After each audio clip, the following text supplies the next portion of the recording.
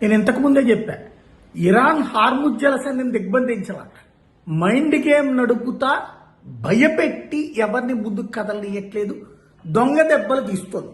ఎందుకంటే ఇరాన్ దగ్గర నౌకలు లేవు, యుద్ధ నౌకల్ని పేల్చి పడేసింది అమెరికా ఇజ్రాయెల్ కలిసి.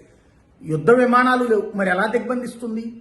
ఇరాన్ సైన్యమేమన్నా హార్ముజ్ జలసంధికి అటు ఒమన్ ఉంటుంది, ఇటు పక్కన ఇరాన్ ఉంటుంది. ఇరాన్ సైన్యం ఏమన్నా ఒడ్డు లైన్లో నుంచుని ఏది భుజాల మీద ఏమన్నా రాకెట్ లాంచర్లు పెట్టుకుని మిసైల్స్ని వేయడానికి ఏమన్నా రెడీలో ఉందా?